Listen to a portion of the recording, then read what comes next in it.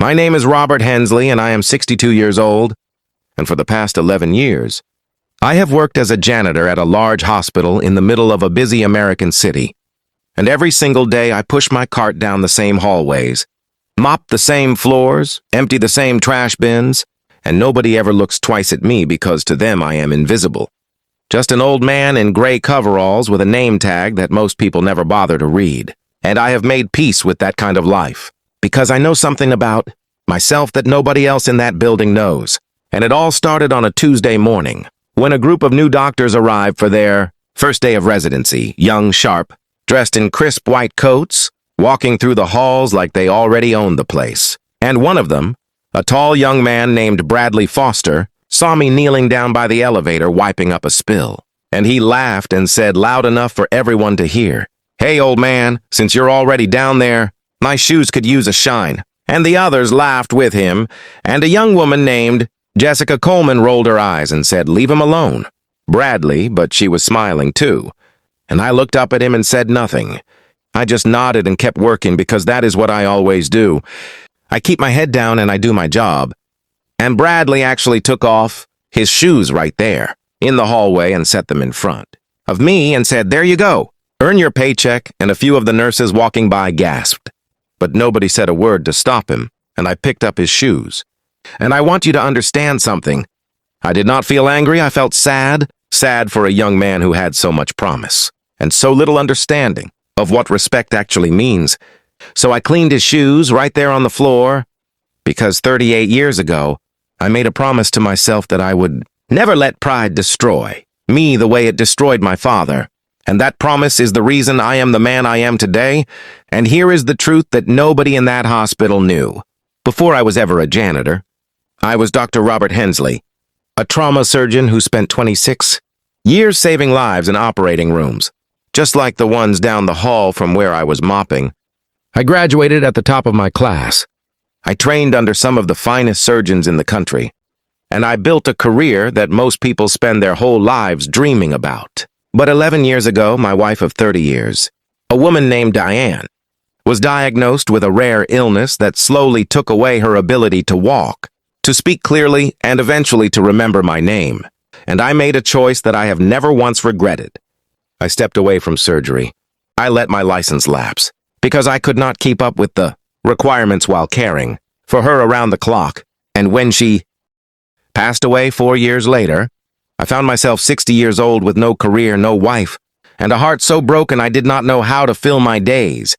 And one afternoon, I walked past this very hospital and saw a sign in the window that said, "Help Wanted, Custodial Staff," and something in me said, "Go inside," and I did. And I have been here ever since. Not because I need the money desperately, though it does help, but because being inside a hospital, hearing the machines beep, watching doctors and nurses rush through the halls, it keeps me close to the life I used to have. It keeps me close to Diane in a strange way, because this was the world we built our life around together. And I never told anyone the truth because I did not want pity, and I did not want people treating me differently. I wanted to disappear into simple, honest work and heal quietly. So when Bradley Foster set his shoes in front of me, I simply cleaned them and I went on with my day. But 2 days later, everything changed, because a car accident brought in a 12-year-old boy named Tyler Brooks with severe internal bleeding, and the emergency room was short-staffed because of a flu outbreak among the surgical team. And I happened to be mopping just outside the trauma bay when I heard the attending physician shouting that they needed another set of experienced hands immediately. And Dr. Foster, the same young man who had mocked me, was standing there frozen because he was still just a first-year resident and had never handled a case this severe. And without thinking, 38 years of instinct took over in me, and I walked into that trauma bay and said, "I am a trauma surgeon, let me help." And everyone stared at me like I had lost my mind. But Tyler was dying, so I scrubbed in right there. And I guided the team through controlling the bleeding.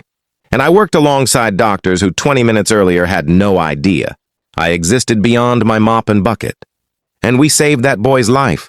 And when it was over, the room was silent. And the hospital administrator, who had rushed in during the chaos, looked at me and asked, "Who are you?" And I simply said, "My name is Robert Hensley. I used to be a surgeon here in this country many years ago, before life took me down a different road. And word spread through that hospital faster than any fire alarm ever could. And by the end of the day, everyone knew the truth. That the quiet old janitor they had walked past for 11 years, the man some of them had disrespected and dismissed, had once dedicated his entire life to saving people just like them. And Bradley Foster found me later that evening in the supply closet. And he could not even look me in the eye, and he said, "Mr. Hensley, I am so sorry, I had no idea." And I told him, "Bradley, that is exactly the point. You should treat every person with respect, whether you know their story or not. Because everyone you meet is carrying something you cannot see." And from that day forward, something beautiful happened in that hospital. The same doctors who once ignored me began stopping to talk with me, asking for advice, treating me not as a janitor or a former surgeon, but simply as a man worthy of basic human kindness. And the hospital board later asked if I wanted to return to practicing medicine, and I told them no, my surgical days are behind me, but I would be honored to mentor young doctors like Bradley, to teach them not just medicine, but humility. And that is what I do today. I still push my cart through those same hallways some mornings, not because I have to, but because it reminds me of where I have been, and who I choose to be.